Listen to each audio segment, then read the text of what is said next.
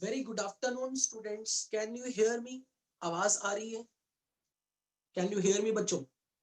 Okay, all right, okay. तो आज की class basically chemical bonding part 2 को खत्म करते हुए हमारी लास्ट क्लास होगी। तो हम हमारी ऑनवर्ड क्लासेस से टुमारो ऑनवर्ड्स जो हमारी इनऑर्गेनिक की क्लासेस चलेगी उसमें हम केमिकल बॉन्डिंग पार्ट 3 से स्टार्ट करेंगे। और अब मैंने कल या परसों से ट्राई किया कि जैसे क्लास खत्म होती है शाम तक या फिर नाइट तक मैं उसका वीडियो अपलोड कर देता हूँ यूट्यूब पे। और हो सकता है कि मैंने JA1 का वीडियो मतलब आप लोगों के ग्रुप में शेयर किया, वो बेसिकली एक ही चैनल है, उस चैनल पे मैं जो जो वीडियोस डालूंगा मैं शेयर करता रहूंगा, क्योंकि टॉपिक तो मोर और लेस सबके सेम ही होते हैं। और चैनल का नाम रोहित बजाज ही है और बहुत सारे बच्चों ने सब्सक्राइब किया भी, thank you so much, thanks a lot. And उसी चैनल पे मैं लेक्चर्स अपलोड करता रहूंगा क्योंकि चाहे वो JA1 का हो, चाहे वो IA का हो, चाहे वो किसी भी हो, बेसिकली तो वो 11th के कोर्स का ही तो पार्ट है।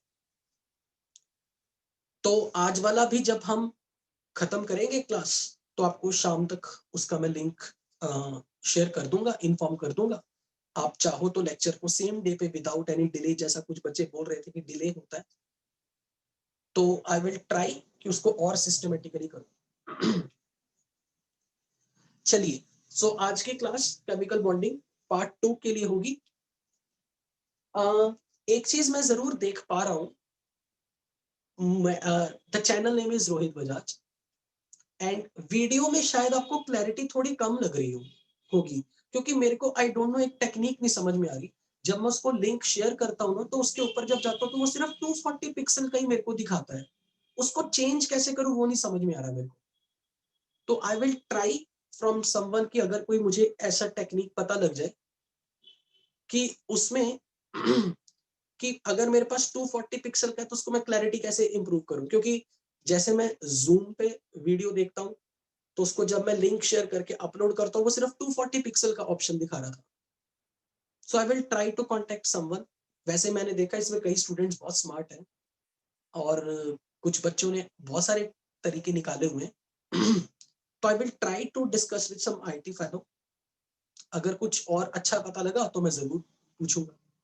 एक्चुअली ये भी डिफरेंस है क्योंकि मैं लेक्चर फोन में जूम पे रिकॉर्ड करता हूँ, PC पे नहीं, तो शायद इसलिए कुछ प्रॉब्लम आ रही हो। इसलिए I will strongly recommend, please सिर्फ इस होप में नहीं बैठना कि सर ने यूट्यूब पे लेक्चर डाल देंगे अब हम लाइव क्लास में सीरियसली पढ़े ना पढ़े, नहीं। लाइव क्लास में आपने डेफिनेटली पूरी अटेंशन के साथ बच्चा पढ़ना है, क्योंकि लाइव क्लास एक अलग चीज है। अभी रिफ्लेक्शन शायद ज्यादा हो रहा होगा। आई विल ट्राई कि मैं एक लाइट ऑफ करूं। I guess now it's better, पर बीच में कहीं ना कहीं फ्लैश है।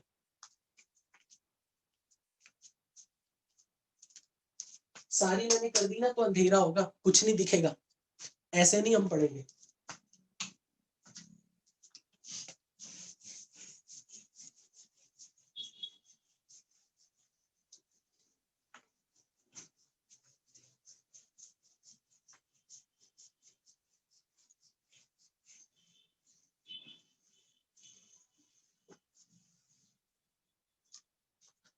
अब ये भी ध्यान से सुनो, आज की क्लास जो केमिकल बॉन्डिंग पार्ट 2 की होगी ना, उस क्लास में मैंने आपको जो भी पढ़ाना है वो इंफॉर्मेटिव है, वो याद रखने वाला है।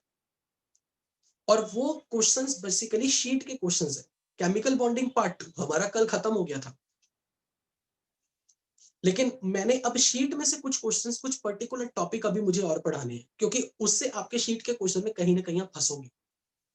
तो मैं बेसिकली जो आज की क्लास ले रहा हूँ केमिकल बॉन्डिंग पार्ट 2 की, वो शीट की डिस्कशन ही है। बेसिकली शीट में कुछ अच्छे क्वेश्चन है।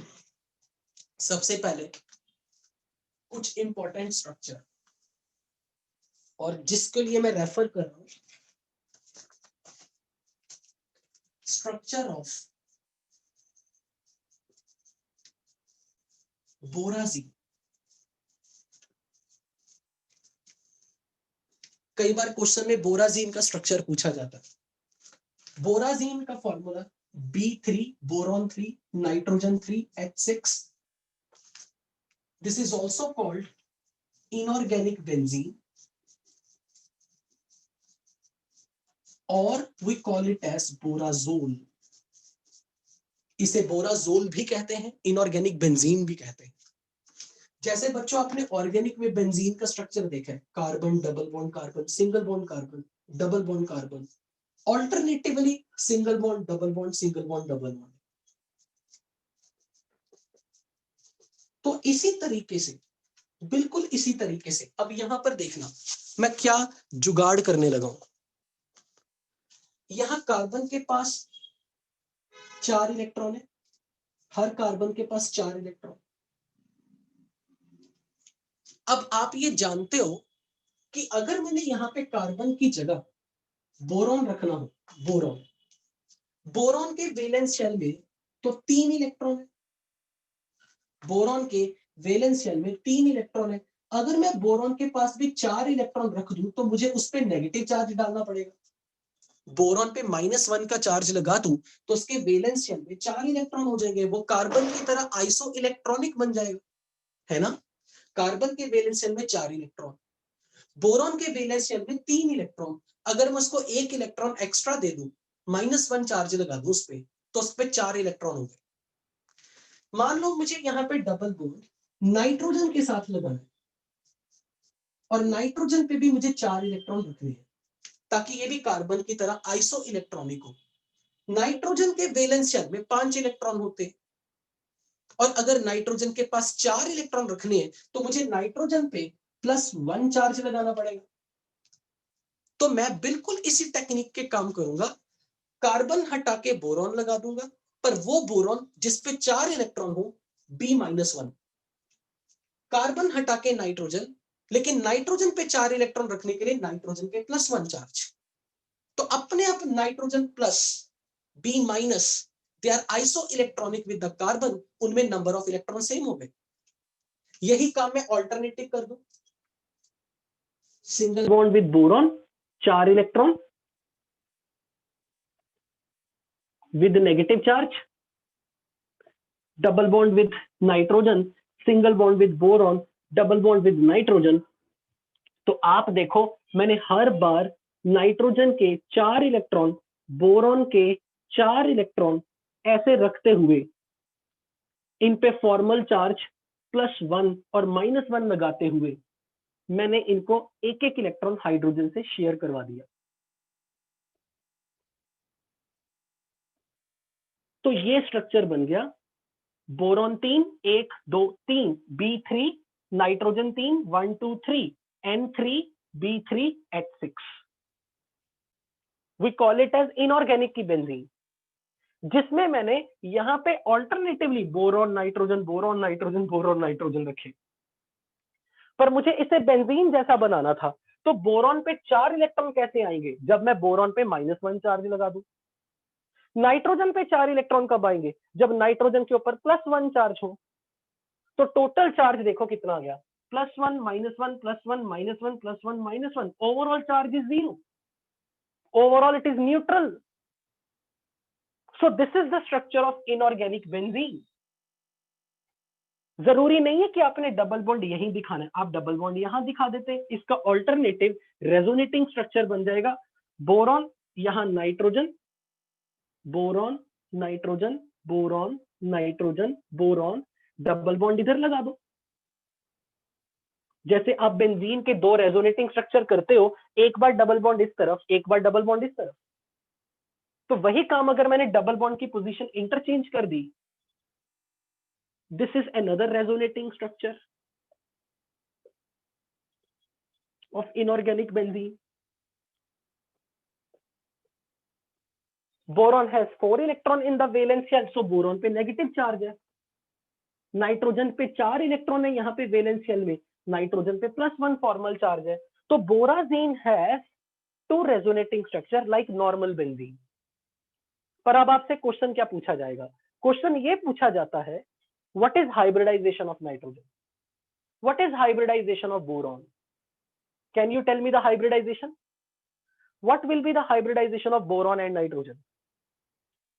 नाइट्रोजन की hybridization 1 sigma 2 sigma 3 sigma, nitrogen की hybridization is sp2 because steric number is 3. Boron की hybridization 1 sigma 2 sigma 3 sigma. Boron की hybridization again it's sp2 steric number 3. तो यहाँ पे all boron all nitrogen have sp2 hybridise और यहाँ पे nitrogen के अराउंड 3 बॉन्ड पेयर है 1 sigma 2 sigma 3 sigma geometry trigonal planar. Boron के अराउंड 3 सिग्मा 1 2 3 बॉन्ड पेयर है बोरॉन के अराउंड यहाँ पे. तो VSEPR थ्योरी के अकॉर्डिंग यहाँ geometry around boron is boron के अराउंड जो ज्योमेट्री है that is trigonal planar. Nitrogen के अराउंड ज्योमेट्री 3 बॉन्ड पेयर है 1 2 3. तो नाइट्रोजन के around geometry is again this is again trigonal planar. So each nitrogen has trigonal planar geometry. Each boron has trigonal planar geometry. Overall structure में all atoms lie in the same plane. सब एक ही plane में है, parallel, like in a one plane, like benzene. All atoms are in the same plane. So अगर कोई पूछे कि यहाँ पर total कितने atoms same plane में है, 3 + 3 + 6, all atoms, all 12 atoms are in the same plane because all lie in a trigonal planar geometry, like benzene. एक तो ये क्वेश्चन आपसे पूछा जाएगा कि बोराजीन में बोरॉन और नाइट्रोजन की हाइब्रिडाइजेशन बताइए, ज्योमेट्री बताइए. This is clear. I hope it's very simple to predict, है ना. नाउ ऑब्वियसली बॉन्ड एंगल अगर किसी ने पूछ लिया तो 120 डिग्री. ट्राइगोनल प्लेनर ज्योमेट्री है 120 degree 120 degree. All bond angles are close to 120 degree. Trigonal planar geometry. Charge distribution में अगर किसी को प्रॉब्लम आई तो वो सीधा ये देख सकता है कि जब हमने यहाँ पे नाइट्रोजन बोरॉन नाइट्रोजन को alternatively double bond single bond दिए, चार्ज डिस्ट्रीब्यूशन तो बहुत आसान है. नाइट्रोजन के अपने इलेक्ट्रॉन देखो 1 2 3 4 और नाइट्रोजन के वैलेंस शेल में होते 5 इलेक्ट्रॉन, जबकि यहाँ 4 है, एक कम है तो इस पे फॉर्मल चार्ज +1. बोरॉन के अपने इलेक्ट्रॉन देखो 1 2 3 4 4 इलेक्ट्रॉन है बोरॉन के पास, जबकि बोरॉन की कॉन्फ़िगरेशन से पता लगता है उसके वैलेंस शेल में 3 इलेक्ट्रॉन है, जबकि यहाँ 4 इलेक्ट्रॉन है तो इस पे एक एक्स्ट्रा इलेक्ट्रॉन के कारण -1 चार्ज. नाइट्रोजन पे 4 इलेक्ट्रॉन +1, बोरॉन पे -1, नाइट्रोजन पे +1, बोरॉन पे -1. So this all is in two-dimensional trigonal planar geometry. It's all two-dimensional geometry. अब दूसरी इंफॉर्मेशन,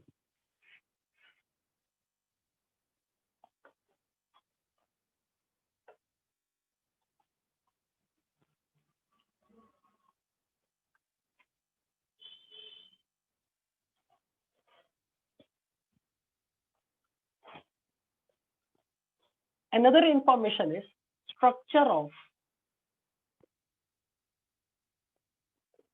borax.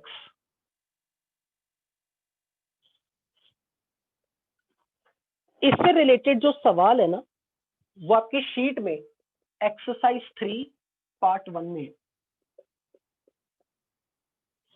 क्वेश्चन ये है, क्रिस्टलाइन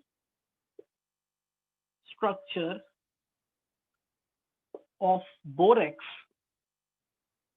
हैज, आगे 4 ऑप्शन दिए, टेट्रान्यूक्लियर,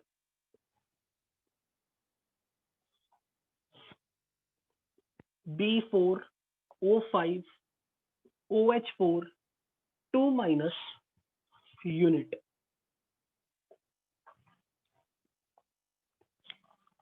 All boron atoms are in same plane. C option. equal number of sp2 and sp3 hybridized boron.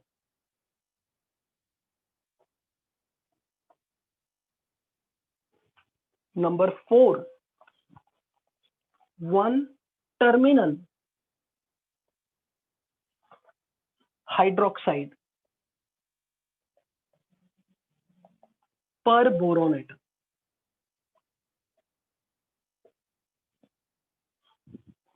उन्होंने पूछा बताओ correct statement कौन सी है।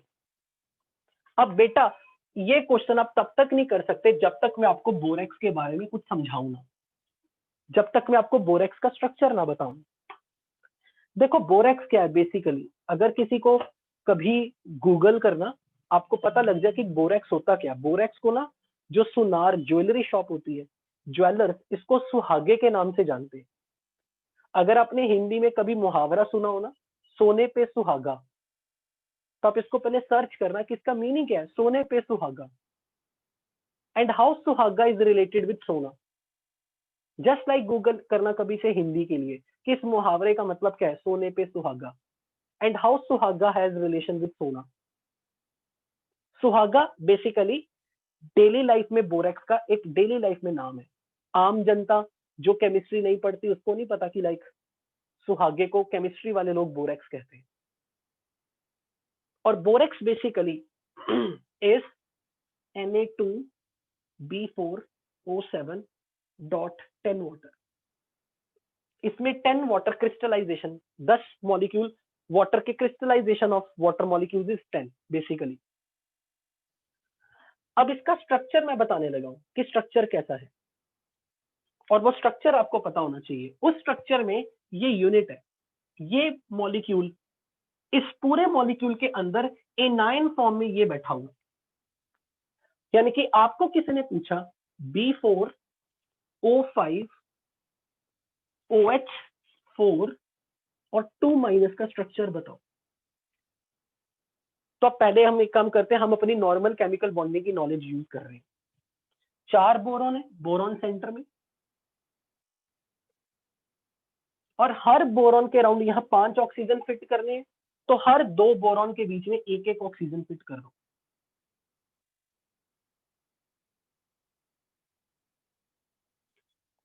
बोरॉन के वैलेंस शेल में 3 इलेक्ट्रॉन है, 1 2 3, 1 2 3, 1 2 3, 1 2 3। हर बोरॉन के पास वैलेंस शेल में 3 इलेक्ट्रॉन है। अब मैंने 5 ऑक्सीजन रख लिए थे, 4 फिट कर दिए मैंने। तो अब मैंने क्या किया, इन 2 बोरॉन के बीच में एक ऑक्सीजन के साथ कॉमन करवा दिया बॉन्ड। अब आप ये देख सकते हो हर बोरॉन के लिए यहां पे मैंने क्या किया, 2 बोरॉन के तो 3-3 बॉन्ड बन गए। अब मेरे पास 4 OH भी है, तो पहले एक बार OH की स्टोरी देख लेते हैं। ऑक्सीजन के अराउंड 6 इलेक्ट्रॉन, हाइड्रोजन से शेयर 1, ऑक्सीजन के अराउंड 6 इलेक्ट्रॉन, 1 हाइड्रोजन से शेयर, ऑक्सीजन के अराउंड 6 इलेक्ट्रॉन, 1 हाइड्रोजन से शेयर, और ऑक्सीजन के अराउंड 6 इलेक्ट्रॉन और 1 हाइड्रोजन से शेयर। और मैं ये मानता हूं कि हमने अपनी प्रीवियस क्लासेस में सीखा था ऑक्सी एसिड्स के स्ट्रक्चर्स में, BIN चैप्टर में, ये केमिकल बॉन्डिंग में भी ये चीज पढ़ी थी कि hydrogen should be connected to oxygen. तो मैंने हाइड्रोजन ऑक्सीजन से जोड़े 4। अब आप एक बात बताओ, इस बोरॉन को 1 इलेक्ट्रॉन चाहिए, इस ऑक्सीजन को 1 इलेक्ट्रॉन चाहिए, नॉर्मल कोवेलेंट बॉन्ड बना दे तो चल जाएगा। तो मैंने हर ऑक्सीजन का ऑक्टेट पूरा कर दिया, और मैंने हर 2 बोरॉन के बीच में ऑक्सीजन लगाए, और इन 2 बोरॉन के बीच में एक ऑक्सीजन लगाया, 5वां। तो आप ये देखो इस स्ट्रक्चर में खास बात क्या है, 1 2 3 4 5 6 membered ring, 1 2 3 4 5 6 membered ring. 6 membered ring तो स्टेबिलिटी लाती है, इसीलिए यहाँ पे स्ट्रक्चर में 6 मेंबर्ड साइकिल आपको दिखेंगे। अब मेरा आपसे ये सवाल है, -2 चार्ज है, -2 चार्ज, तो negative charge should be present on more electronegative atom. तो मैं ऑक्सीजन के ऊपर यहाँ एक इलेक्ट्रॉन देके -1 इसको और एक इलेक्ट्रॉन देके -1 इसको, मैंने इन पे -2 लगा दिया। तो negative charge is simply oxygen पे लगा दिया। Negative charge should be present on more electronegative atom, तो O नेगेटिव O नेगेटिव। अब मेरा आपसे सवाल है, इस बोरॉन के आपको 3 बॉन्ड दिख रहे हैं? बोरॉन को अगर 3 बॉन्ड दिख रहे हैं तो बोरॉन पे 6 इलेक्ट्रॉन होंगे, उसे 2 इलेक्ट्रॉन चाहिए, 2। इस ऑक्सीजन का ऑक्टेट कंप्लीट है 8, इस ऑक्सीजन का ऑक्टेट कंप्लीट है 8 इलेक्ट्रॉन इसके पास, 8 इलेक्ट्रॉन इसके पास, ऑक्टेट कंप्लीट। इस बोरॉन को 2 इलेक्ट्रॉन चाहिए, तो हम क्या करेंगे यहाँ पे? Simple coordinate bond, as simple as that. तो हम यहाँ पे कोऑर्डिनेट बॉन्ड लगा देंगे। और मैं ये नहीं मानता कि आपको कोऑर्डिनेट बॉन्ड को कोवेलेंट बॉन्ड में कन्वर्ट करना ना आता हो। कोऑर्डिनेट बॉन्ड को कोवेलेंट बॉन्ड में कैसे कन्वर्ट करते थे? इसका एक इलेक्ट्रॉन उठा के बोरॉन को दो और फिर इनमें शेयरिंग कर दो। तो अगर मैं वही काम यहाँ करूं, इसका एक इलेक्ट्रॉन उठा के मैंने बोरॉन को दिया, तो अब ऑक्सीजन का नेगेटिव चार्ज हो गया खत्म, न्यूट्रल, और बोरॉन पे -1 आ गया।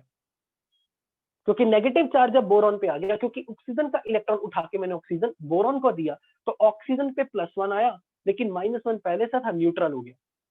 बोरॉन के ऊपर एक नेगेटिव आ गया। इसी तरह इसका एक इलेक्ट्रॉन उठा के मैं बोरॉन को दे दूं और इनमें शेयरिंग करा दूं, तो ऑक्सीजन पे एक +1 और बोरॉन पे -1, लेकिन ऑक्सीजन का नेट चार्ज हो गया न्यूट्रल। तो अब ये ओवरऑल स्ट्रक्चर में यहां पर आप देख सकते हो, 2 बोरॉन के ऊपर -1 चार्ज है, 2 बोरॉन न्यूट्रल है।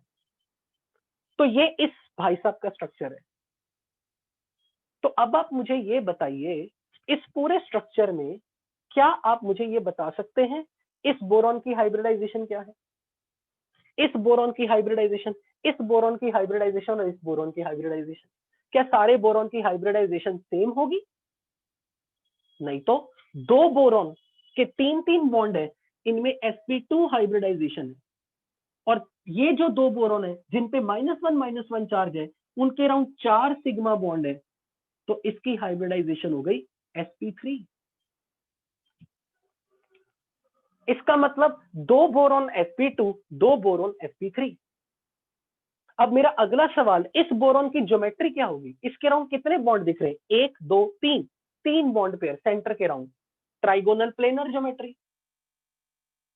लेकिन इस बोरॉन के अराउंड देखो 4, 1 2 3 4, तो ये टेट्राहेड्रल। तो दोनों की ज्योमेट्री आइडेंटिकल तो नहीं है। This is trigonal planar, this is tetrahedral. इसलिए इस स्ट्रक्चर के आधार पे आप ये सीधा सीधा बता सकते हो, equal number of sp2 and sp3 hybridised boron. Yes, क्योंकि 2 boron sp2 hybridised, 2 boron sp3 hybridised. This statement is true. पर ये statement all boron atom are in same plane, no. ये तब होता अगर ये स्ट्रक्चर बोराजीन की तरह होता।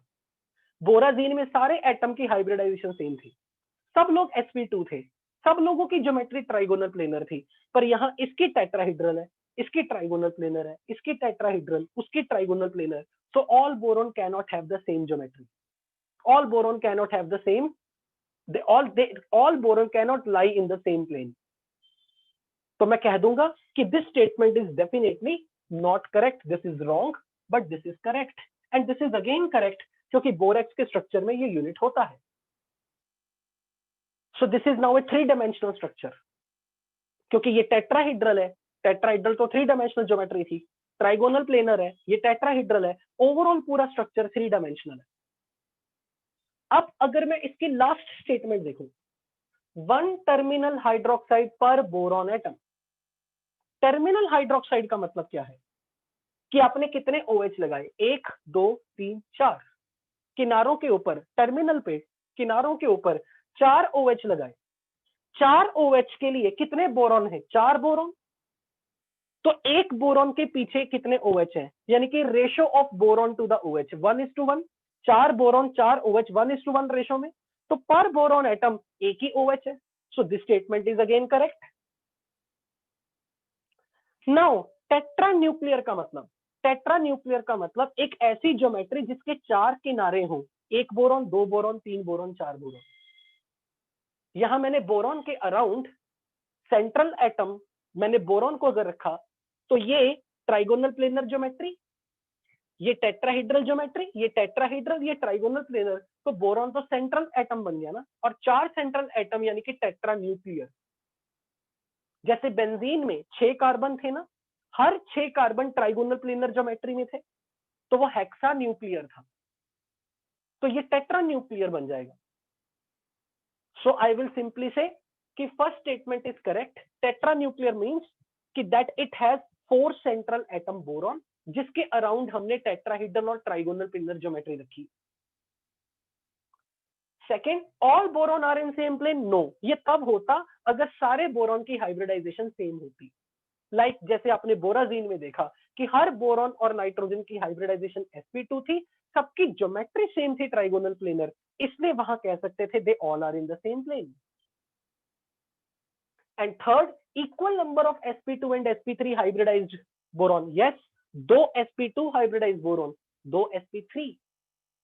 And the next, 1 terminal hydroxide पर बोरॉन एटम, 4 OH 4 बोरॉन के लिए लगाए गए हैं, हर एक बोरॉन पे 1 OH है, तो 1 terminal OH on 1 boron. So the statement is A, C, D is correct and B is wrong क्योंकि all boron are not present in the same plane. So ये क्वेश्चन आपकी शीट में था exercise 3 part 1 में। और अगर किसी को लगता है कि यार हमें ये वाला पॉइंट नहीं समझ में आ रहा कि सबकी ज्योमेट्री, सब लोग सेम प्लेन में नहीं है, ऑब्वियसली सब सेम प्लेन में तभी होंगे जब हर एटम की ज्योमेट्री सेम होगी। जब इसकी ज्योमेट्री भी ट्राइगोनल प्लेनर होती, इसकी भी ट्राइगोनल प्लेनर होती, इसकी भी ट्राइगोनल प्लेनर होती, डेफिनेटली ये सब सेम प्लेन में नहीं। फर्स्ट पॉइंट में it's a tetra nuclear. Tetra nuclear का मतलब कि जिसमें सेंट्रल एटम कितनी बार हमने रिपीट किया, इसे सेंट्रल एटम गिना जिसके अराउंड ज्योमेट्री ट्राइगोनल प्लेनर थी, इसे सेंट्रल एटम गिना जिसके अराउंड ज्योमेट्री ट्राइगोनल टेट्राहेड्रल थी। तो ये मेरा सेंट्रल एटम, ये मेरा सेंट्रल एटम, ये सेंट्रल एटम, ये सेंट्रल एटम, तो मेरे लिए 4 boron as a 4 central atom की तरह यूटिलाइज हो रहे हैं। So I am saying it's a tetra nuclear, यानी कि 4 बोरॉन एटम्स वाला। ओके बट जब तक आपको ये स्ट्रक्चर नहीं पता आप इस क्वेश्चन को स्टार्ट नहीं कर सकते थे, इसलिए ये क्वेश्चन मुझे बताना था आपको।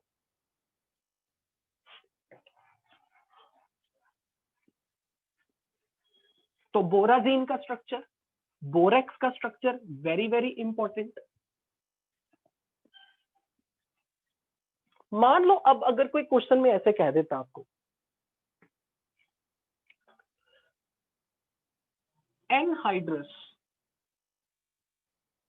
बोरेक्स, एनहाइड्रस बोरेक्स का मतलब Na2B4O7 बस, कोई डॉट 10 वाटर नहीं। अब इसका स्ट्रक्चर आप बताओगे, आपको किसका स्ट्रक्चर बताना है? इसका, क्योंकि यहाँ 2 सोडियम के आयन है और टेट्राबोरेट एन आयन है। It is just like criss cross, ये 2 माइनस इस पे, ये 1 प्लस इस पे, 2 सोडियम पे +1 और एक B4O7 पे -2। हमें इसका स्ट्रक्चर बता के हमें इसका स्ट्रक्चर बताना है, तो जल्दी से अपनी कॉपी में इसका स्ट्रक्चर ट्राई करो। जैसा भी आपने किया था ना B4O5 वाला यूनिट, वैसे लगा के देखो यहाँ पर कैसा स्ट्रक्चर आएगा। Try it at your copy. I am giving U a pause. I am hoping कि आप लोग इसे ट्राई करोगे। स्ट्रक्चर बनाओ इसका, लुईस डॉट स्ट्रक्चर। 4 बोरॉन है, 7 ऑक्सीजन फिट करने हैं, हर बार 2-2 बोरॉन के बीच में 1-1 ऑक्सीजन फिट करो। Try it.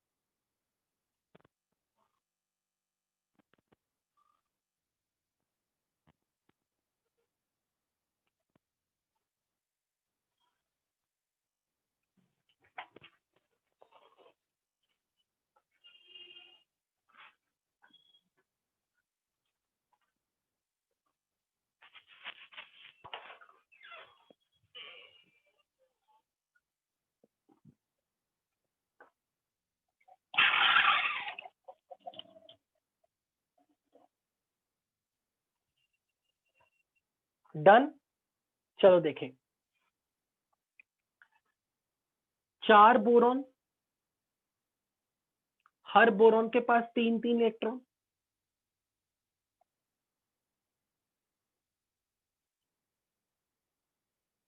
तो हम बीच में एक एक ऑक्सीजन से शेयर कर दें। ऑक्सीजन के पास 6 इलेक्ट्रॉन, ऑक्सीजन 2 बॉन्ड बनाएगा।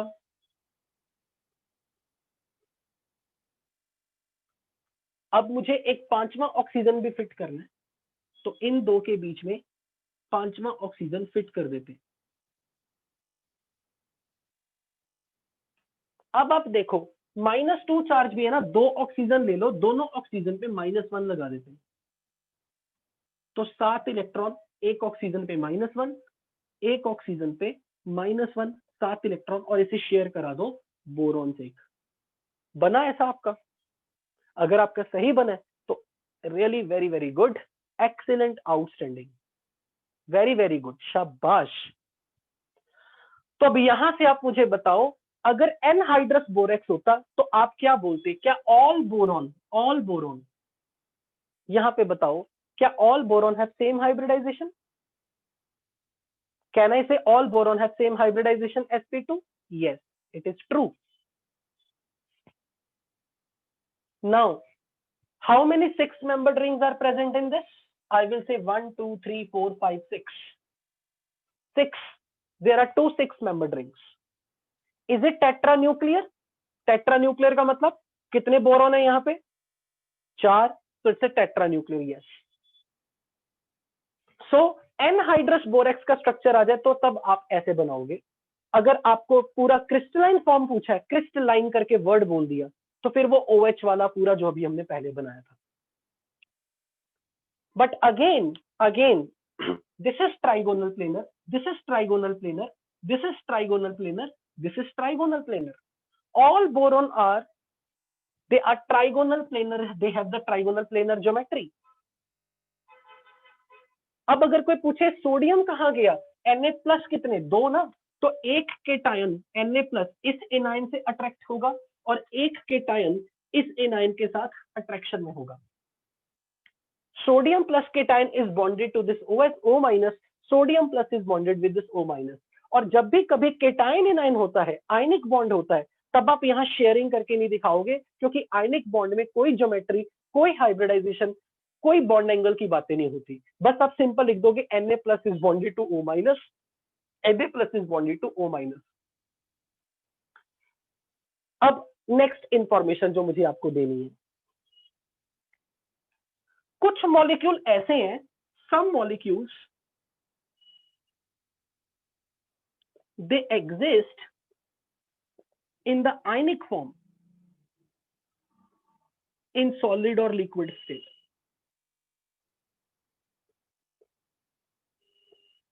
but exist as covalent form in the gaseous phase।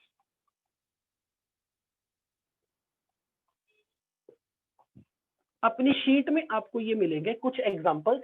कुछ ऐसे मॉलिक्यूल है बच्चों जो गैस फॉर्म में तो कोवलेंट है, गैस फॉर्म में उनके अंदर कोवलेंट कैरेक्टर है, कोवलेंट बॉन्ड है, पर बच्चों जब भी आप उन्हें सॉलिड फॉर्म या लिक्विड फॉर्म में देखेंगे, उनके अंदर केटायन एनायन प्रेजेंट होते हैं। और जहां भी केटायन एनायन की बातें होंगी, we call them as ionic compounds.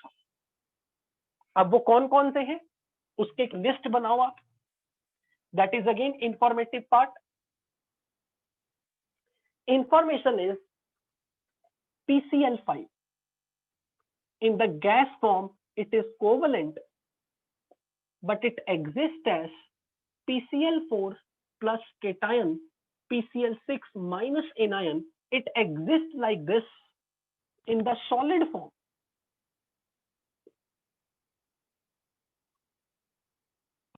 PCl5 solid form में डाइमर की तरह एग्जिस्ट करेगा, पर उसके डाइमेरिक पार्ट में केटायन एनायन होंगे। This is cation, this is anion. PBr5 gas phase में कोवलेंट है, but in the solid form it exists as PbR4 positive cation and anion Br minus. Pi5 in the gas form it's covalent, but in the solid or liquid form it exists as Pi4 plus cation I minus anion. This is ionic in the solid form. ये लिखना है सिर्फ, ये direct आपने note करना है। शायद ये मैंने पहले कभी बताया भी हो, बट जस्ट मैं एक रिवीजन शॉर्ट बता रहा हूं। I2Cl6 लिक्विड फॉर्म में या सॉलिड फॉर्म में it exist as ICl2 plus ICl4 minus. N2O5 in the solid form exists as NO2 plus cation and NO3 minus. XeF6 in the solid form exists as XeF5 plus and F minus. आपको इतने at least ये 6 case तो हमेशा ध्यान में रखने चाहिए, क्योंकि इससे रिलेटेड क्वेश्चन आपको शीट में डेफिनेटली दिखेंगे।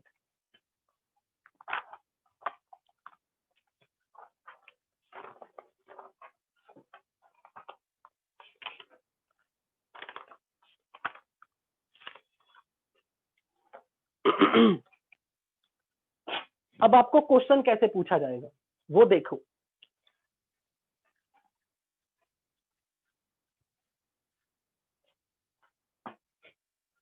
आपको क्वेश्चन पूछा जाएगा what is hybridisation of phosphorus in cation form, in cation part of PbR5 solid। तो मुझे आपका आंसर जानना है। What is geometry of anionic part of I2Cl6 liquid? What is bond angle in anionic part of N2O5 solid? मान लो आपको ये 3 सवाल आ गए, and I'm looking forward to get your correct answers, and I'm sure you won't disappoint me.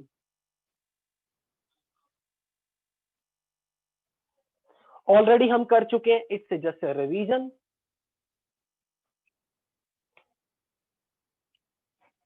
तो जब मैंने बोला PbR5 solid है, तो आप देखो अगर सॉलिड है तो आपके पास इंफॉर्मेशन क्या है, किसका केटायन PbR4 प्लस है और Br माइनस है। अब आप इसकी लुईस डॉट स्ट्रक्चर बनाओ और चेक करो फॉस्फोरस की हाइब्रिडाइजेशन क्या आ रही है।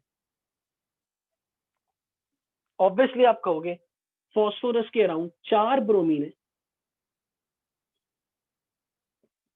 फॉस्फोरस पे +1 चार्ज, तो यहां पर 4 sigma bond, steric number 4, and if steric number is 4, so hybridization of phosphorus is sp3.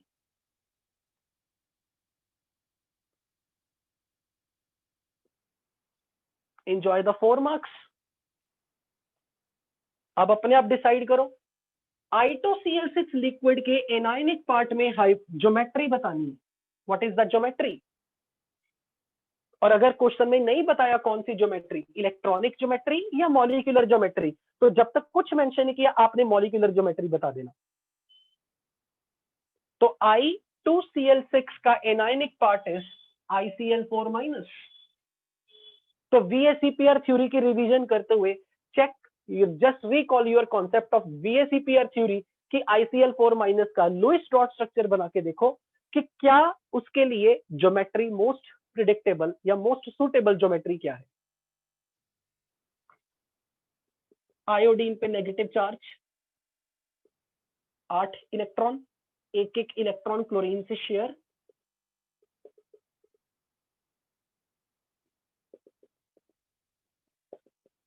तो आयोडीन के ऊपर 2 लोन पेयर आ गए और यहां पर 4 बॉन्ड पेयर है, 2 लोन पेयर है, टोटल स्टेरिक नंबर 6। और जब सेंटर के अराउंड 4 बॉन्ड पेयर हो, एक लोन पेयर ऊपर एक लोन पेयर नीचे, 4 bond pair and 2 lone pair, do you remember which geometry it is? Very good, this is square planar geometry. So they all lie in the same plane, square planar, और एक loan पर above the plane, एक loan पर below the plane. So this is square planar. Now check what is bond angle in anionic part of N2O5. What will be your answer? N2O5 के anionic part में, what is anionic part of N2O5? This is nitrate, NO3 minus. और NO3 minus के lowest dot structure में आप ये देख सकते हो नाइट्रोजन के अराउंड 3 बॉन्ड पेयर दिख रहे हैं। 3 बॉन्ड पेयर जब सेंट्रल एटम के अराउंड होंगे, it will be trigonal planar. So this bond angle is close to 120 degree. तो इस टाइप का क्वेश्चन आ जाए तो ये फ्री के मार्क्स है, सिर्फ प्रोवाइडेड आपको ये इंफॉर्मेशन पता होनी चाहिए। कौन सा मॉलिक्यूल सॉलिड फॉर्म में, लिक्विड फॉर्म में, किस फॉर्म में एग्जिस्ट करेगा। So if you have made all these correct, excellent, outstanding, brilliant. Okay,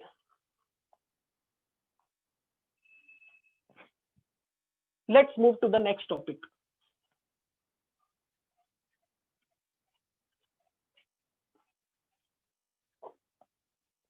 अब मैं आपसे क्वेश्चन पूछने वाला हूं एंड आई एम श्योर आपको कुछ कुछ तो ध्यान में होगा। सपोज बच्चों, वी आर टॉकिंग ऑफ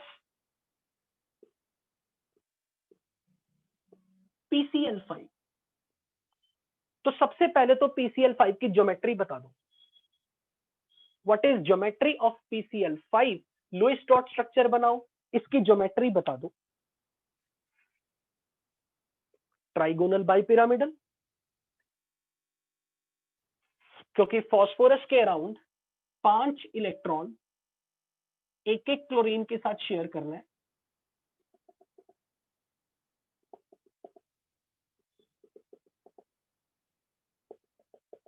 तो यहां 5 स्टेरिक नंबर, तो फॉस्फोरस की हाइब्रिडाइजेशन sp3d।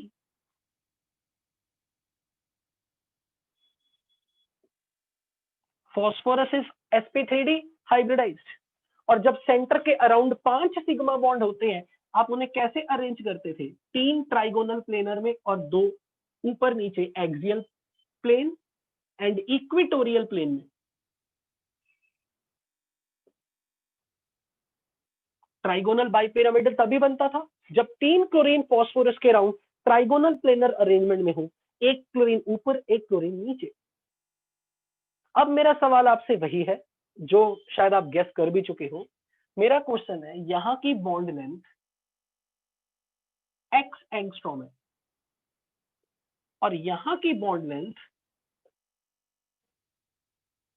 y एंगस्ट्रॉम है। तो क्या इक्वेटोरियल वाली बॉन्ड लेंथ और एक्सियल वाली बॉन्ड लेंथ क्या सेम होगी?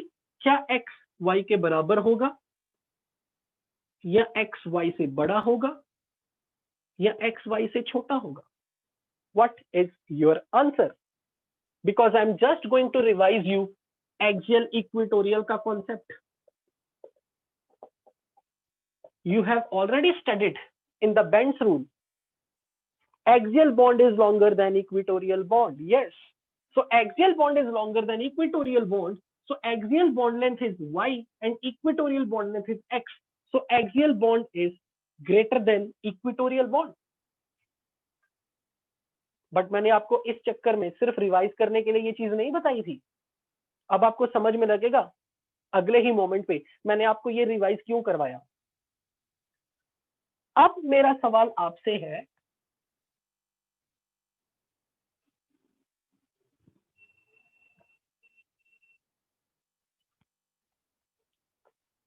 what is geometry of PF5? Draw the geometry of PF5 and tell me what is the VSEPR geometry of PF5. Draw Lewis dot structure. Phosphorus के around 5 valence electron और एक electron fluorine से share.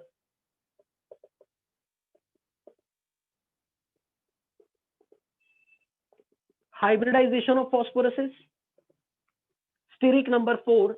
There are 5 sigma bonds. So steric number on phosphorus is 5. So hybridization is sp3d. 5 bond pair है phosphorus के around, obviously 3 equatorial plane में होंगे, 2 axial plane में होंगे।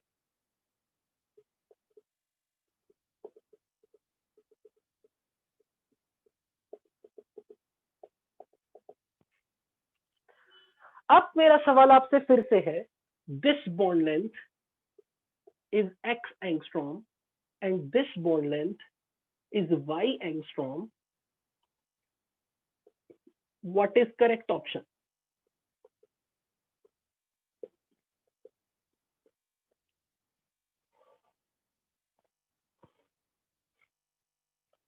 एक एक्सियल बॉन्ड है, एक इक्वेटोरियल बॉन्ड है।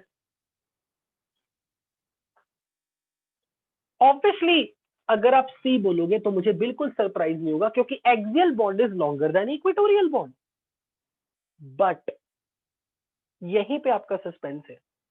इस मॉलिक्यूल के केस में all bond lengths are identical. PF5 में all bond lengths are identical.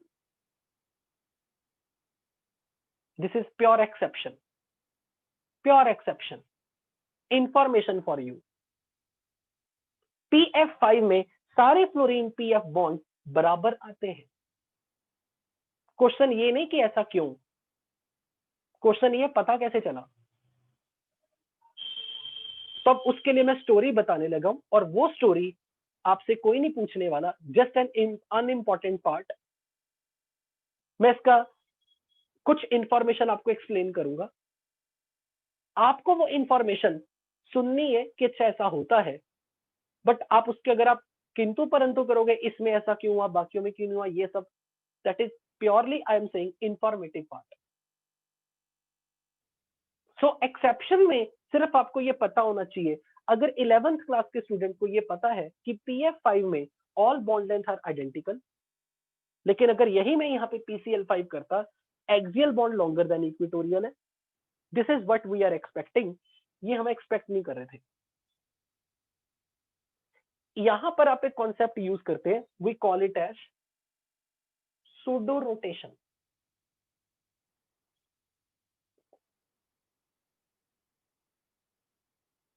We explain it by using the concept of pseudo rotation. Pseudo rotation क्या कहता है? Pseudo का मतलब नकली, जो बस दिखने में है। अगर कोई पूछे कि ये नोट करना है, मैं कहूंगा मत करो नोट। मैंने क्यों बताने लगा हूं, जस्ट आपको कंपैरिजन हो कि उस बैच में बताया, हमारे बैच में नहीं बताया। Otherwise it's very unimportant, you can even just एक कान से सुन के दूसरे कान से निकाल दो चाहे। अब मैं बताने लगा हूं हो क्या रहा है। एक्सियल बॉन्ड इक्वेटोरियल से लंबा होता है, हमने उसकी एक्सप्लेनेशन VSEPR थ्योरी से देखी। पर बच्चों, हम जब भी कभी कोई एक्सप्लेनेशन बनाते हैं ना, तो वो पहले एक्सपेरिमेंट करके देखते हैं कि क्या सच में वहां पर एक्सियल बॉन्ड इक्वेटोरियल से लंबा है। अगर एक्सपेरिमेंटली ये सिद्ध हो गया कि ये बॉन्ड लंबा है और इक्वेटोरियल बॉन्ड छोटा है, फिर हम अपने VSEPR थ्योरी से उसके रिजल्ट को मतलब एक्सप्लेन करने के लिए VSEPR थ्योरी की एक्सप्लेनेशन की हेल्प लेती है। पहले हम ऑब्जर्वेशन देखते हैं, फिर देखते हैं कौन सी थ्योरी इस चीज को एक्सप्लेन कर रही है। First experiment, then reason. PF5 में ये देखा गया कि सारी बॉन्ड लेंथ बराबर थी। इसका मतलब यहां आप एक्सियल इक्वेटोरियल का कॉन्सेप्ट तो यूज ही नहीं कर रहे। एक्चुअल में क्या हो रहा है, ये हमें बताया किसने? There is technique we call it as spectroscopic technique. और स्पेक्ट्रोस्कोपी में एक स्पेशल टेक्निक है एनएमआर स्पेक्ट्रोस्कोपी। इधर से सुन के इधर से निकाल देना। बस एक एनएमआर स्पेक्ट्रोस्कोपी एक टेक्निक है, एक टेक्नोलॉजी है जिससे हम पता लगाते हैं कौन सा बॉन्ड लंबा है, कौन सा बॉन्ड छोटा है। और एक डिवाइस रखा जाता है, ऐसे समझ लो एक डिवाइस है, एक कैमरा है जिसको चेक करना है कौन सा बॉन्ड लंबा है, कौन सा बॉन्ड छोटा है। PF5 में क्या होता है, रूम टेम्परेचर पे ये मॉलिक्यूल में ये जो 5 फ्लोरीन है ये घूमती रहती है। कभी ये फ्लोरीन इधर आ गई, कभी ये फ्लोरीन इधर आ गई, कभी ये फ्लोरीन इधर आ गई, ये लाइक जंबलिंग हो रही, जंबल। तो वो जो कैमरा डिवाइस है वो कैच ही नहीं कर पाता कौन सा बॉन्ड लंबा है, कौन सा बॉन्ड छोटा है। ये जो सूडो रोटेशन वर्ड है इसका मतलब है ये फ्लोरीन उठ के यहाँ, ये फ्लोरीन उठ के यहाँ, ये फ्लोरीन उठ के यहाँ, ये फ्लोरीन उठ के यहाँ, ये बॉन्ड्स रोटेट करी जा रहे हैं। And due to this rotation हमारा डिवाइस, हमारी टेक्निक का जो टूल है जो ये पकड़ता है कौन सा बॉन्ड लंबा कौन सा छोटा है, वो सेंस ही नहीं कर पाता कौन सा फ्लोरीन कौन सा है। उसकी नजरों में सारे फ्लोरीन सेम आते हैं, उसकी नजरों में ऑल फ्लोरीन बिकम आइडेंटिकल।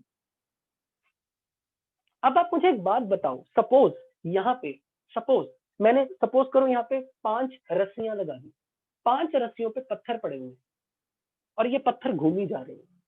मैं चाहता हूं कि वो पत्थर ना घूमे, वो जहां है वहीं फ्रीज हो जाए। ये तभी हो सकता अगर उन पत्थरों का वेट बड़ा कर दूं। अगर रस्सी का मास उतना ही रहे, ये बॉन्ड को रस्सी समझ लो, यहाँ एटॉमिक पत्थर है, एक बॉल है, अगर उस बॉल का वेट बड़ा कर दूं तो उसका ये रोटेशन वाला पार्ट स्लो हो जाएगा या फिर बंद हो जाएगा। जैसे हम फ्लोरीन हटा के क्लोरीन लगाते हैं, एटॉमिक मास बढ़ जाता है, फ्लोरीन का 19, क्लोरीन का 37। तो जैसे यहां पर क्लोरीन आती है ये रोटेशन रुक जाती क्योंकि ये बॉन्ड हैवी हो गया। ऐसे समझ लो यहाँ क्लोरीन आने से इस रस्सी पर एक वेट ज्यादा बढ़ गया। हालांकि एक्चुअल में ऐसा मतलब सेम रस्सी और पत्थरों वाला कॉन्सेप्ट नहीं है। Basically as you put high atomic mass this rotation slows down और हमारे डिवाइस को कैच करने में टाइम पूरा मिलता है। वो देखता है कौन सा एक्सियल पे है, कौन सा इक्वेटोरियल पे है। तो ये रोटेशन तब नहीं होती जब यहाँ पे हैवी एलिमेंट होते हैं। इसका मतलब ये हुआ कि अगर यहाँ पे सबसे हल्का एटम लगा दूं, कौन सा सबसे हल्का एटम है यहाँ पे, सबसे हल्का पीरियोडिक टेबल में सबसे लाइट एटम अगर रख दे हाइड्रोजन, PH5 होता तो शायद सूडो रोटेशन बहुत जबरदस्त होती। पर अनफॉर्चुनेटली PH5 एग्जिस्ट ही नहीं करता। तो ये मुद्दा ही नहीं उठता कि PH5 में ऐसा क्यों नहीं हो रहा, क्योंकि वो एग्जिस्ट ही नहीं करता। उसका भी रीजन दूंगा थोड़ी टाइम बाद, क्यों PH5 एग्जिस्ट नहीं करता बता दूंगा। हीलियम तो रख नहीं सकते क्योंकि हीलियम तो बॉन्ड ही नहीं बनाता। तो बेसिकली मेरा ये कहने का मतलब है, आपको अगर इस इंफॉर्मेशन के बारे में पता है कि PF5 में all bond length are identical, तो आपको सब पता है। कोई नहीं आपसे पूछने वाला ये NMR टेक्निक क्या है, ये सूडो रोटेशन यहीं पे क्यों हो रही थी, वहां क्यों नहीं हो रही थी। आपको बस इतना पता होना चाहिए कि PF5 का क्वेश्चन अगर कभी आ गया तो वहां एक्सियल बॉन्ड और इक्वेटोरियल बॉन्ड बराबर बोल देंगे। And this pseudo rotation, this flexibility कि ये फ्लोरीन उठ के यहाँ, ये फ्लोरीन उठ के यहाँ, ये जो रोटेशन होती है, this does not allow our NMR device to detect which fluorine is which fluorine. वो बेचारा सेंस ही नहीं कर पाता कौन सा एक्सियल है कौन सा इक्वेटोरियल है, उसको समझ ही नहीं आती। तो all fluorine here are identical but all fluorine are not identical. 2 chlorine are of one type, 3 chlorine are of different type. ये बताना था आपको, बस एक इंफॉर्मेटिव पार्ट। एक ये चीज आपको बतानी थी। नाउ नेक्स्ट पॉइंट,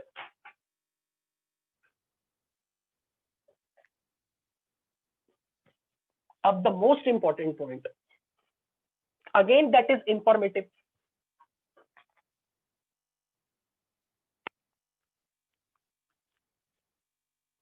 हेडिंग बना दो, ऑड इलेक्ट्रॉन मॉलिक्यूल।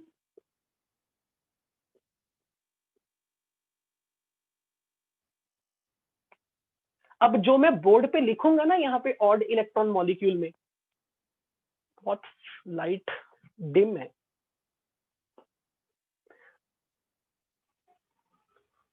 आपको विजिबल है ऑड इलेक्ट्रॉन मॉलिक्यूल लिखा हुआ, क्योंकि ट्यूबलाइट में शायद ये बहुत ज्यादा हेजी दिख रहा है ना।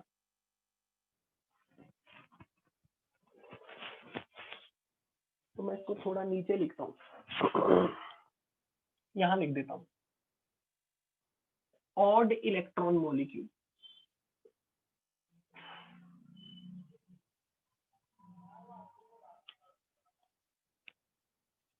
अगर मैं ऑड इलेक्ट्रॉन मॉलिक्यूल की बात करूं तो मैंने इसमें कुछ 6 एग्जांपल्स बताने आपको, शायद मैंने आपको पढ़ा दिए थे। I hope I have taught it ना, बट मैं उसको एक रिवाइज करवाना चाह रहा हूं। Just wait. NO, NO2, ClO2, ClO3, CF3, CH3, यही 6 केस थे। और अगर मैं इनके लोएस्ट डॉट स्ट्रक्चर देखूं तो नाइट्रोजन के अराउंड ऑक्सीजन पर अनपेड इलेक्ट्रॉन है, और यहां पर एक लोन पेयर, एक अनपेड इलेक्ट्रॉन। NO2 में नाइट्रोजन के अराउंड डबल बॉन्ड, एक कोऑर्डिनेट बॉन्ड ऑक्सीजन के साथ और एक अनपेड इलेक्ट्रॉन। ClO2 में एक लोन पेयर, एक अनपेड इलेक्ट्रॉन और डबल बॉन्ड विद ऑक्सीजन। और ClO3 में एक अनपेड इलेक्ट्रॉन,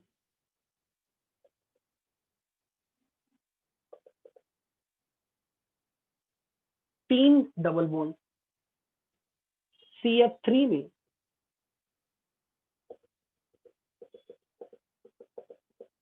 अनपेड इलेक्ट्रॉन और CH3 में again there is unpaired electron.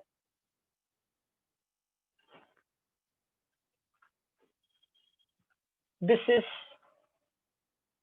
Bent और वी शेप ज्योमेट्री, क्योंकि दो बॉन्ड पेयर एक लोन पेयर की तरह समझ लो अनपेड इलेक्ट्रॉन है।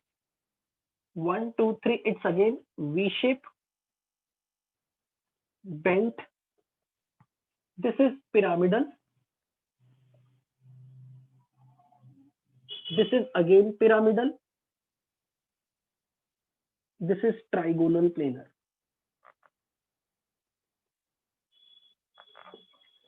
जब मैंने ये वर्ड यूज किया odd electron molecule, odd electron molecule मतलब हर एटम के ऊपर unpaired electron,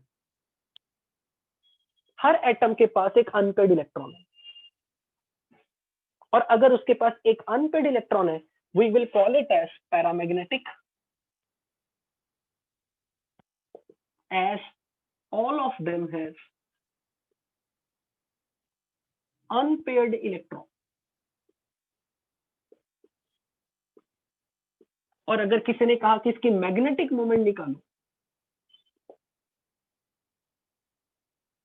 spin magnetic moment, तो आप वही फॉर्मूला लगाओगे जो आपने एटॉमिक स्ट्रक्चर में पढ़ा था, n into n+2 का square root, where n is number of unpaired electron. सबके पास अनपेड इलेक्ट्रॉन एक एक एक एक एक अनपेड इलेक्ट्रॉन है। So I can count it as √3 Bohr magneton, BM units. Magnetic moment के यूनिट्स किए थे कभी एटॉमिक स्ट्रक्चर में, है ना। अब मुझे जो बताना है ना, जिस चीज के लिए मैं आपको इसे समझ लो रिवाइज करवा रहा हूं, how to predict the hybridisation, कि यहाँ पे हम अनपेड इलेक्ट्रॉन को हाइब्रिड ऑर्बिटल में गिनेंगे या फिर उसे हाइब्रिडाइजेशन में नहीं काउंट करेंगे। जिस ऑर्बिटल में अनपेड इलेक्ट्रॉन है, क्या उसको हाइब्रिडाइजेशन में काउंट करेंगे या नहीं करेंगे, मुझे ये सिखाना है आपको। सो अगर मैं यहां बात करूं, let us suppose I am talking of now NO2। बच्चों सबसे पहले तो ये चीज समझ लो, हम जब भी कभी हाइब्रिडाइजेशन निकालते थे, हम हमेशा डबल बॉन्ड को एक सिग्मा गिनते थे, सिंगल बॉन्ड को सिग्मा या कोऑर्डिनेट बॉन्ड को सिग्मा, लोन पेयर को सिग्मा। लेकिन अनपेड इलेक्ट्रॉन को सिग्मा गिनना है या नहीं गिनना है, ये चीज मुझे आपको सिखानी है। नाउ द पॉइंट इज कि अगर मैं यहां बात करूं अनपेड इलेक्ट्रॉन को हाइब्रिड ऑर्बिटल में गिनना है या नहीं गिनना है, ये डिसाइड करेगा कि इस बॉन्ड पेयर के अंदर एस करेक्टर कितना है। मान लो एक बच्चा है, नॉर्मल बच्चा, मैंने उसे पूछा नाइट्रोजन की हाइब्रिडाइजेशन बताओ, तो उसने मुझे क्या जवाब दिया।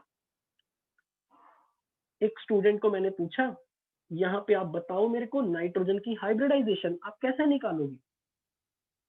कहता ये तो मैं श्योर हूं कि यहाँ पर एक सिग्मा एक पाई है, कोऑर्डिनेट बॉन्ड सिग्मा है, अनपेड इलेक्ट्रॉन को क्या मैं सिग्मा गिनूं या ना गिनूं। मैंने कहा दोनों ऑप्शन देख क्या है। कह रहा अगर मैं इसको भी सिग्मा काउंट करता हूं तो फिर 3 सिग्मा बॉन्ड के हिसाब से नाइट्रोजन की हाइब्रिडाइजेशन sp2 आएगी, और अगर मैं इस अनपेड इलेक्ट्रॉन को सिग्मा नहीं गिनता हूं तो इसमें 2 स्टेरिक नंबर होते हुए नाइट्रोजन की हाइब्रिडाइजेशन sp होगी। अगर मैंने अनपेड इलेक्ट्रॉन को सिग्मा की तरह काउंट नहीं किया, उसे स्टेरिक नंबर में नहीं काउंट किया, तो 2 सिग्मा के लिए हाइब्रिडाइजेशन sp होगी, और अगर मैंने अनपेड इलेक्ट्रॉन को काउंट कर लिया तो फिर 3 सिग्मा के हिसाब से हाइब्रिडाइजेशन sp2 होगी। अब मैंने पूछा बताओ नाइट्रोजन के ये जो बॉन्ड बने हैं इन बॉन्ड में कितने परसेंट एस कैरेक्टर है। तो उसने कहा अगर sp2 हाइब्रिडाइजेशन है तो 33.3% एस कैरेक्टर होगा, लेकिन अगर sp हाइब्रिडाइजेशन है तो 50% एस कैरेक्टर होगा। यही 2 ऑप्शन है, शायद आप भी ऐसे ही करते। अगर अनपेड इलेक्ट्रॉन को सिग्मा की तरह काउंट किया तो फिर 1 2 3 सिग्मा बोलते हुए स्टेरिक नंबर sp2 बोलते और हाइब्रिडाइजेशन sp3 आती। और अगर इस अनपेड इलेक्ट्रॉन को नहीं गिना और बोला 2 सिग्मा और हाइब्रिडाइजेशन sp, तो फिर 50% S character, steric number 1 2 sigma sp। अब बच्चा क्या करे, बच्चा तो फंस गया। तो अब इस दुविधा को हल करने के लिए हम स्पेक्ट्रोस्कोपिक टेक्निक की शरण में जाते हैं। सबसे पहले स्पेक्ट्रोस्कोपी टेक्निक बताती है यहाँ का बॉन्ड एंगल कितना है, और बॉन्ड एंगल से हमें ये पता लगा यहाँ का बॉन्ड एंगल 134 डिग्री है। कुछ क्लासेस पहले जब मैंने आपको बेंड्स रूल पढ़ाया था या ड्रैगोज रूल की जब बात की थी, तो मैंने एक इक्वेशन सिखाई थी cos theta is equal to s upon s minus 1, और यहाँ s क्या बताता है, परसेंट एस कैरेक्टर। यदि ये एंगल 180 डिग्री हुआ, cos 180 माइनस 1 की वैल्यू रखेगा, यहां से s की वैल्यू आएगी हाफ। हाफ का मतलब 50% एस कैरेक्टर। यानी कि अगर ये बॉन्ड एंगल 180 डिग्री हुआ, cos 180 माइनस 1 कर दिया, तो यहां से s की वैल्यू हाफ आएगी। हाफ का मतलब 50% एस कैरेक्टर। यदि ये एंगल 120 रखा, cos 120, तो फिर उस हिसाब से यहाँ पे s की वैल्यू आएगी 1/3, यानी कि 33% एस कैरेक्टर। और यदि ये एंगल 109.5 डिग्री हुआ, टेट्राहेड्रल ज्योमेट्री वाला 109.5 डिग्री हुआ, तो ये s की वैल्यू आती है 25% एस कैरेक्टर। तब हाइब्रिडाइजेशन हो गई sp3। यानी कि इस इक्वेशन से हमें यह पता चलता है यदि थीटा 180 डिग्री है तो s की वैल्यू आती है हाफ, थीटा 120 आया तो s की वैल्यू हो गई 1/3, और यदि ये थीटा 180 आया, सॉरी 109.5 डिग्री आया, तो ये s की वैल्यू आती है 1/4। अब ये एंगल कितना, 134। 134 किस एंगल के ज्यादा क्लोज है, 180 के या 120 के। मैंने इन दो में क्यों कंपेयर किया, क्योंकि या तो एस कैरेक्टर 33.3% है, यानी कि 1/3, तो 120 का एंगल के आसपास होना चाहिए। और अगर आप 50% एस कैरेक्टर उम्मीद करते हो तो आपके हिसाब से बॉन्ड एंगल 180 होना चाहिए, पर ये एंगल एक्चुअल में 134 है। 134 का एंगल किसके ज्यादा क्लोज है, 180 के ज्यादा क्लोज है या 120 के ज्यादा क्लोज है। तो ऑब्वियसली आप कहोगे 134 वाला एंगल 120 के ज्यादा क्लोज है। इसका मतलब यदि आपने यहाँ थीटा 134 रखा और एस की वैल्यू निकाली तो वो 33.3% से कुछ बड़ा दिख रहा होगा, मतलब वो वैल्यू 33% के क्लोज होगी, ना कि 50% के क्लोज होगी। और अगर आप कैलकुलेटर से देखोगे, अगर यहाँ आप cos थीटा को 134 पुट करते हो, ये ऑलमोस्ट ये एस की वैल्यू 38% आती है, एंड 38% इज क्लोजर टू 33%। वहां से हम ये बताते हैं कि इसकी हाइब्रिडाइजेशन sp2 जैसी होनी चाहिए, sp जैसी नहीं। यानी कि पहले एक्सपेरिमेंटली एंगल पता करो, एंगल के हिसाब से एस कैरेक्टर देखो, और फिर ये देखो कि हाइब्रिडाइजेशन कौन सी ऐसी है जो उस एस कैरेक्टर को जस्टिफाई कर रही है। अब आप मुझे ये बताइए, अगर ये 134 डिग्री का एंगल हुआ और आपने एस की वैल्यू ऑलमोस्ट 38% निकाली, तो आप कौन सी हाइब्रिडाइजेशन नाइट्रोजन को असाइन करना चाहोगे, 33 sp2 या sp? आप कहोगे ऑब्वियसली sp2। अब अगर आप ये कह रहे हो कि नाइट्रोजन sp2 हाइब्रिडाइज है, तो ये sp2 कैसे गिना जाएगा? अगर अनपेड इलेक्ट्रॉन को स्टेरिक नंबर में काउंट करूं या ना करूं? अनपेड इलेक्ट्रॉन को स्टेरिक नंबर में काउंट करना पड़ेगा, तभी तो आप जस्टिफाई कर पाओगे। एंड द मोमेंट आपने कहा अनपेड इलेक्ट्रॉन को स्टेरिक नंबर में काउंट करो, इसका मतलब आपने ये बोला unpaired electron is present in hybrid orbital. अब आप कह दो कि ये अनपेड इलेक्ट्रॉन sp2 ऑर्बिटल में है, यानी कि अनपेड इलेक्ट्रॉन को सिग्मा काउंट करो, स्टेरिक नंबर की तरह काउंट करो, क्योंकि अगर मैं यहाँ के अनपेड इलेक्ट्रॉन को सिग्मा की तरह काउंट नहीं करता, यहाँ 2 सिग्मा होते, हाइब्रिडाइजेशन sp जैसी होती, 50% एस कैरेक्टर के लिए यहाँ एंगल 180 की तरफ होता, जबकि ये एंगल तो 134 था। पर ये तो प्योर एक्सपेरिमेंटल हो गया ना, यानी कि जब तक एंगल नहीं पता हम नहीं बता सकते, और ये वास्तविकता है, जब तक हमें एंगल नहीं पता हम नहीं बता सकते। इसी तरीके से अनपेड इलेक्ट्रॉन वाले मॉलिक्यूल में हाइब्रिडाइजेशन के बारे में गैस किया जाता है। मैं एग्जांपल देता हूं आपको, लेट्स से फॉर एग्जांपल यहाँ का एंगल, मान लो अभी मैं आपको एंगल नहीं देता, सपोज मैंने आपसे कहा होता बच्चों ClO2 में क्लोरीन की हाइब्रिडाइजेशन बताओ, तो बच्चा 2 तरीकों से दिमाग लगाता। स्टूडेंट क्या करता, सर डबल बॉन्ड में एक सिग्मा, डबल बॉन्ड में एक सिग्मा, लोन पेयर तो सिग्मा, अनपेड इलेक्ट्रॉन सिग्मा हो भी सकता है, नहीं भी हो सकता। तो आप मुझे बताओ, अगर अनपेड इलेक्ट्रॉन को सिग्मा काउंट करें और अनपेड इलेक्ट्रॉन को स्टेरिक नंबर में काउंट ना करें, तो क्लोरीन के लिए क्या पॉसिबल हाइब्रिडाइजेशन हो सकती थी? या तो क्लोरीन की हाइब्रिडाइजेशन डैश होती, या क्लोरीन की हाइब्रिडाइजेशन डैश होती। तो आप कहते 1 2 3 ये 4 अगर काउंट किया, स्टेरिक नंबर 4, तो क्लोरीन की हाइब्रिडाइजेशन या तो sp3 होती, और अगर हमने अनपेड इलेक्ट्रॉन को हाइब्रिडाइजेशन में काउंट नहीं किया, यानी कि स्टेरिक नंबर में अनपेड इलेक्ट्रॉन को नहीं रखा, तो फिर उस केस में मैं कह दूंगा कि भाई यहां पर हाइब्रिडाइजेशन sp2 होनी चाहिए। 2 ही तो ऑप्शन हो गए।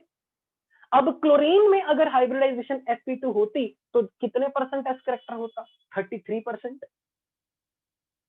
और अगर क्लोरीन में हाइब्रिडाइजेशन sp3 की होती तो क्लोरीन के पास इस बॉन्ड पेयर में एस कैरेक्टर कितना आता? बॉन्ड में एस कैरेक्टर आता 25%। और अगर 25% एस कैरेक्टर लाना है तो ये बॉन्ड एंगल 109 के आसपास होना चाहिए, और यदि 33% एस कैरेक्टर लेके आना है बॉन्ड पेयर के अंदर, तो फिर बॉन्ड एंगल 120 के क्लोज होना चाहिए। इसका मतलब ये तो एंगल के ऊपर डिपेंडेंस हो गई, और एक्सपेरिमेंटली पता लगा यहां का bond angle is nearly 118 degree. अब आप मुझे बताओ 118 डिग्री का एंगल 109 के ज्यादा क्लोज है या 120 के ज्यादा क्लोज है? ये 118 का angle is more close to 120, है ना? And based on this what do you think, अगर आपने यहाँ 118 डिग्री एंगल रखा, तो क्या आप बता सकते हो एस कैरेक्टर 25% के क्लोज आएगा या 33% के क्लोज आएगा? ऑब्वियसली 33% के क्लोज आएगा। तो यहां से आप हमें बताओगे कि भाई इस क्लोरीन के लिए कौन सी हाइब्रिडाइजेशन उचित है। ऑब्वियसली आप बोलोगे कि क्लोरीन तो sp2 हाइब्रिडाइज है। सो मैं बोल दूंगा कि अगर यहां क्लोरीन sp2 हाइब्रिडाइज है, ऐसा तभी हो सकता है जब आप इस अनपेड इलेक्ट्रॉन को सिग्मा में काउंट नहीं करोगे, यानी कि unpaired electron is not present in hybrid orbital, right. Unpaired electron is not present in the hybrid orbital. अब मुझे एक बात बताओ, अगर अनपेड इलेक्ट्रॉन हाइब्रिड ऑर्बिटल में नहीं है तो कहां है? तो आप कहोगे वो प्योर p ऑर्बिटल में है या प्योर d ऑर्बिटल में है, पर वो प्योर ऑर्बिटल में है, पर हाइब्रिड ऑर्बिटल में तो डेफिनेटली नहीं है। अब आप यहां से देखो क्लोरीन के केस में तो मैं यहां पर एक बार ये लिख देता हूं ताकि आपके नोट्स की चिंता आपको ना रहे। इन ClO2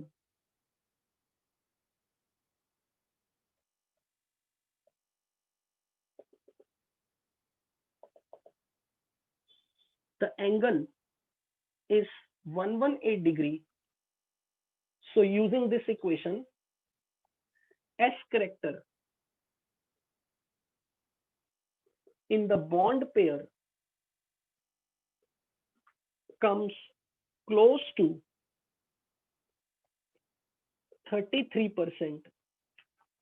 Therefore, hybridization of chlorine is sp2.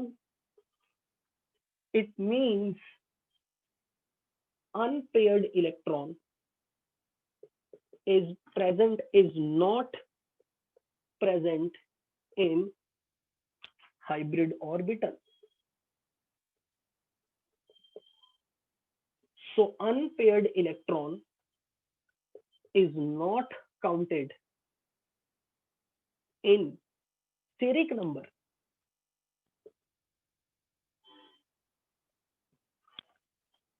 Unpaid electron steric number में काउंट नहीं होगा। तो फिर ये अनपेड इलेक्ट्रॉन कहां है? तो अब ऐसे लिख लेते हैं, क्लोरीन की कॉन्फ़िगरेशन 3s2 3p5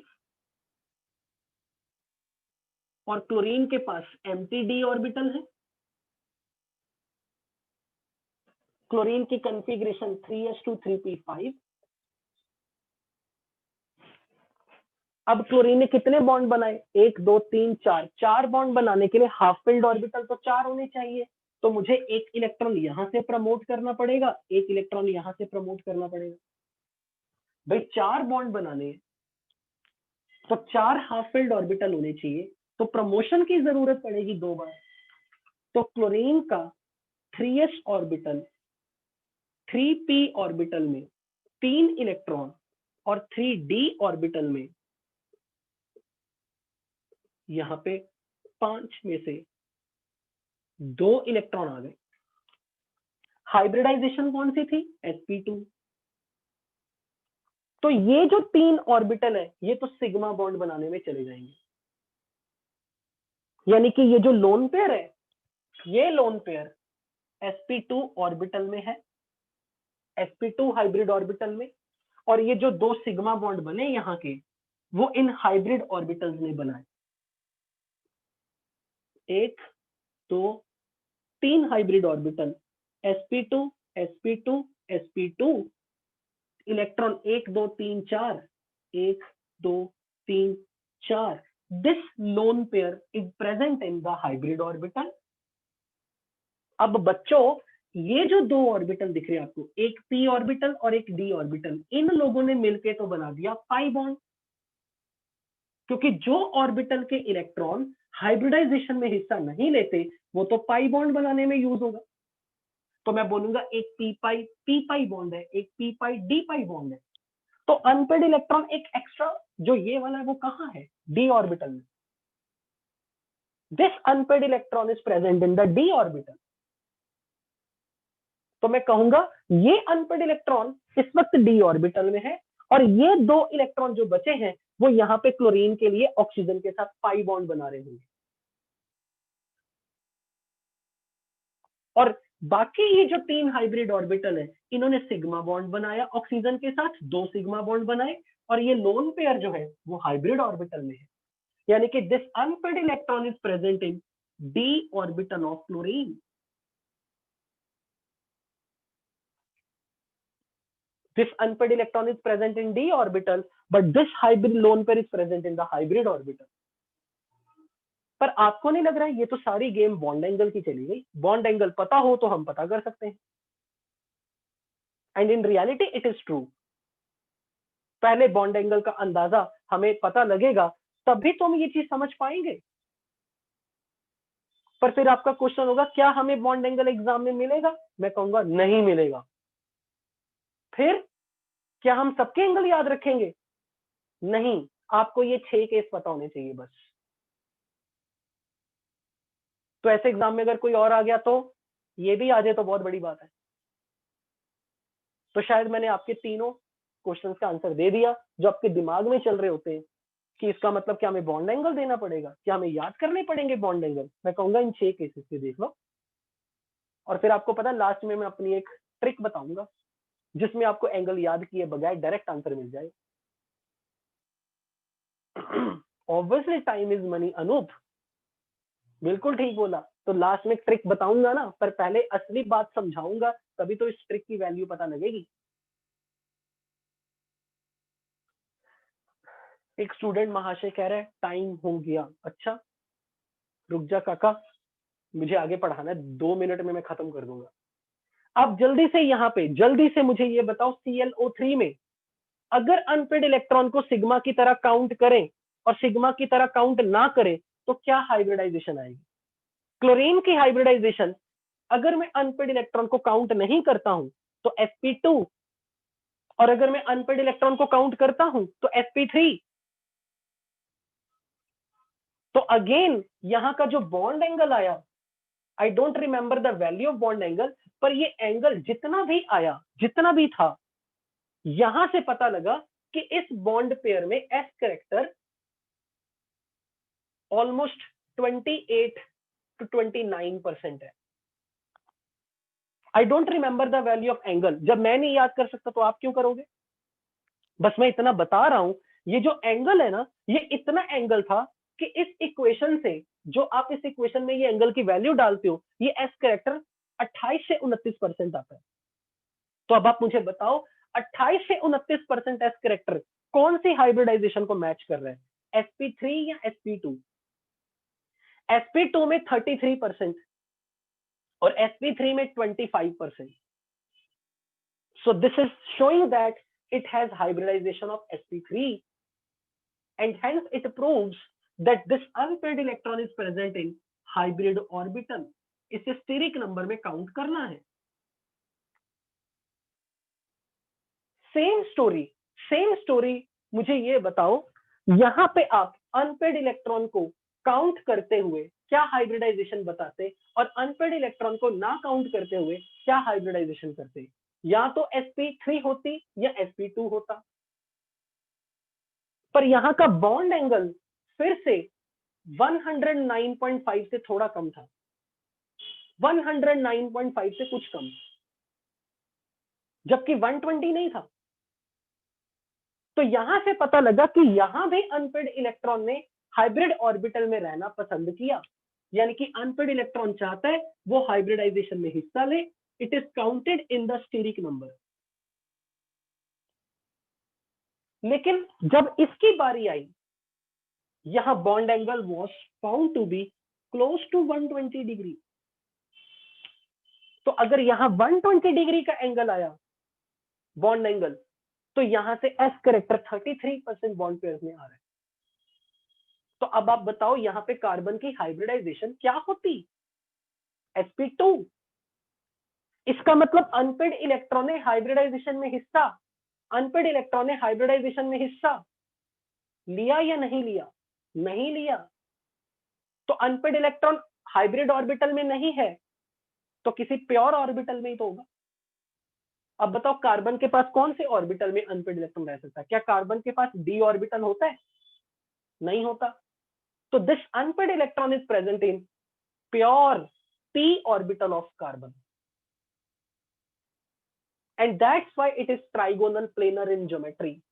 यानी कि यहां पर अनपेयर्ड इलेक्ट्रॉन ने हाइब्रिडाइजेशन में हिस्सा, this unpaired electron is present in p orbital। और ये बिल्कुल चिंता मत करना कि मैंने ये 3 केस आपको जल्दी से बता दिए, लिखने का टाइम नहीं मिला, क्योंकि मैंने इसका फोटो खींच के रखा हुआ है, मैं क्लास के खत्म होने में फोटो शेयर कर दूंगा। पर अब ये लास्ट लाइन मेरी सुनते जाना। अब उस चीज का जवाब देने लगो जिसका बहुत बेसब्री से कई बच्चों को इंतजार है कि सर क्या एंगल हम याद करते रहेंगे। तो उसका आंसर सुनो ध्यान से। अब वो ट्रिक है। ट्रिक ये है, जब सेंट्रल एटम की सराउंडिंग में इलेक्ट्रोनेगेटिव एटम होगा तो आप अनपेड इलेक्ट्रॉन को हाइब्रिडाइजेशन में भेज दोगे। जैसे ये देखो CF3, ये CH3, कार्बन के अराउंड क्लोरीन, कार्बन के अराउंड हाइड्रोजन, बराबर बराबर।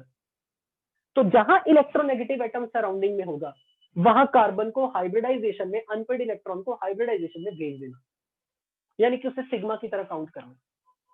जहां सराउंडिंग एटम लेस इलेक्ट्रोनेगेटिव होगा, अगर सराउंडिंग एटम की इलेक्ट्रोनेगेटिविटी लेस है, फिर अनपेड इलेक्ट्रॉन को हाइब्रिडाइजेशन में नहीं काउंट करना। सीधा सा फंडा, फ्लोरीन वर्सेस हाइड्रोजन। फ्लोरीन आ गया मोर इलेक्ट्रोनेगेटिव, तो फिर कार्बन के ऊपर जो अनपेड इलेक्ट्रॉन है वो हाइब्रिडाइजेशन में हिस्सा लेगा और उसे हाइब्रिड ऑर्बिटल में भेज देना, उसे स्टेरिक नंबर काउंट करना। तो बोल देना 1 2 3 4, 4 स्टेरिक नंबर। सराउंडिंग में देखा हाइड्रोजन है, हाइड्रोजन, तो फिर यहां पे बात कर दी कि भाई इस अनपेड इलेक्ट्रॉन को हाइब्रिडाइजेशन में नहीं भेजना। यहां का केस क्लियर, एकदम क्लियर। अब यहां देख लेते हैं, नाइट्रोजन के अराउंड ऑक्सीजन था ना। अब who is more electronegative? Oxygen. Nitrogen is less electronegative. तो जब सराउंडिंग एटम मोर इलेक्ट्रोनेगेटिव है तो फिर अनपेड इलेक्ट्रॉन को हाइब्रिडाइजेशन में भेज दो। तो ये भी याद रखा जाएगा, ये भी याद रखा जाएगा, ये भी याद रखा जाएगा। अब फंसती बात इन दो की। यहां देखो कैसे काम करना है, अब वो मैं अपने तरीके से बता रहा हूं। यहां सराउंडिंग एटम ऑक्सीजन है, क्लोरीन से मोर इलेक्ट्रोनेगेटिव है। ये भी सराउंडिंग एटम ऑक्सीजन है, क्लोरीन से मोर इलेक्ट्रोनेगेटिव है। जब सराउंडिंग एटम आपको ऑक्सीजन ऑक्सीजन दिखा, बराबर बराबर सेम दिखा, सेम, पर एक तरफ काउंटिंग ज्यादा, एक तरफ काउंटिंग कम है, तो जहां मोर नंबर ऑफ इलेक्ट्रोनेगेटिव एटम होंगे तो वहां हाइब्रिडाइजेशन में भेज देना। जैसे कि हमने यहाँ पे फ्लोरीन और हाइड्रोजन में तो सीधा देख लिया था, surrounding atom fluorine, surrounding atom hydrogen. पर जब यहाँ पे सराउंडिंग एटम ऑक्सीजन यहाँ भी है और यहाँ भी है, तो अब आपने क्या डिसीजन लेना है कि भाई यहाँ पे 3 ऑक्सीजन सराउंडिंग एटम में है, तो जहां सराउंडिंग एटम में ऑक्सीजन ज्यादा होंगे काउंटिंग में, इलेक्ट्रोनेगेटिव एटम की संख्या ज्यादा होगी, वहां आप अनपेड इलेक्ट्रॉन को हाइब्रिडाइजेशन में भेज दोगे। तो अब इस बेसिस पे आप इनको आसानी से याद रख सकते हैं। अब एक लास्ट केस बचा NO का। NO का जो क्वेश्चन है वो आपको इस थ्योरी से एक्सप्लेन नहीं मिलेगा। क्यों नहीं मिलेगा? क्योंकि ये जो NO है ना, यहाँ तो कोई बॉन्ड एंगल ही नहीं है। बॉन्ड एंगल तो तब होता ना, कम से कम 3 एटम तो होते। जब यहाँ बॉन्ड एंगल ही नहीं है, एंगल थीटा ही नहीं है, तो हम यहाँ की स्टोरी इस इक्वेशन से नहीं पता कर सकते। इसका रहस्य आपको केमिकल बॉन्डिंग पार्ट 4 में मॉलिक्यूलर ऑर्बिटल थ्योरी में मिलेगा कि ये अनपेड इलेक्ट्रॉन किस ऑर्बिटल में है। और मॉलिक्यूलर ऑर्बिटल थ्योरी से हमें पता लगा था कि ये अनपेड इलेक्ट्रॉन हाइब्रिड ऑर्बिटल में नहीं है। वो हम केमिकल बॉन्डिंग पार्ट 4 में देखेंगे। तो बाकी की सारी चीजें आपको मैंने बता दी। उम्मीद करता हूं कि लेक्चर समझ में आया होगा। Some may find it interesting, but this is informative. So that was all about today's lecture. Thank you so much and enjoy your day. और क्लास खत्म होने के बाद मैं आपको लेक्चर अपलोड कर दूंगा YouTube पे। थैंक यू सो मच बच्चों।